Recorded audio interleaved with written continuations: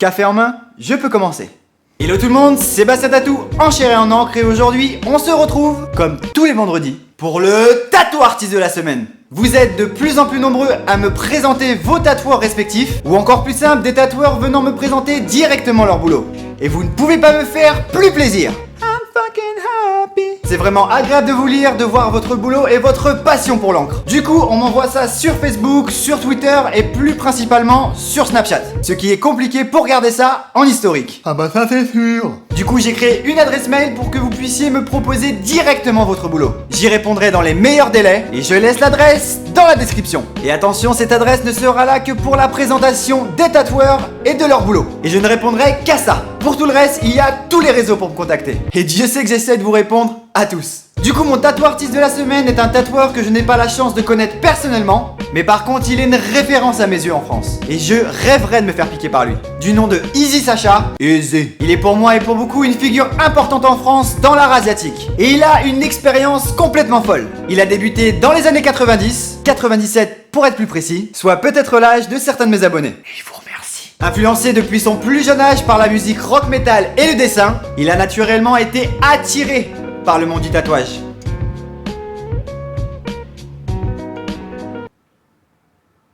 Et c'est mon cas également.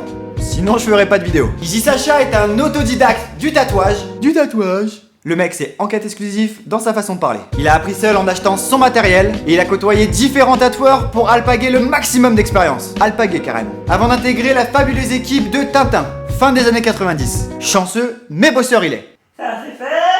Et par la suite, Sacha a ouvert son propre tattoo shop du nom de Mystery Tattoo Club. Ah, parce que c'est moi et parce que je sais lire, bah y a écrit éléphant. Il y pratique un tatouage japonais dont il a toujours été inspiré, avec des références asiatiques comme Shige et européennes comme Philippe Le, qui a inspiré également Shige. La boucle est bouclée. Philippe Le, quant à lui, a quelque peu changé la codification.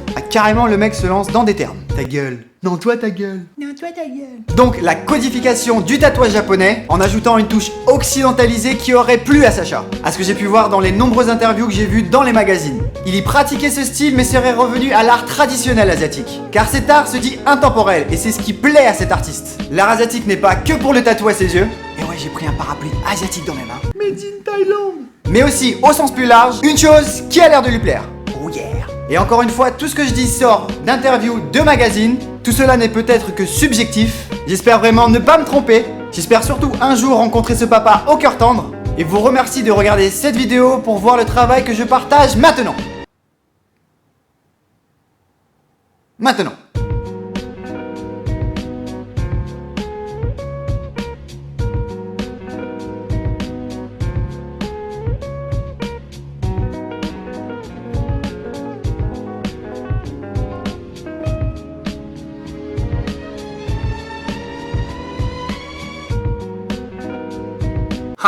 Et cette semaine, vous m'avez posé une question toute simple. Est-ce que je regrette mes tatous? Alors regretter, non, parce qu'ils font partie de moi. Mais c'est vrai que certains tatous, comme des dates ou des lettrages, n'ont plus la même signification à mes yeux.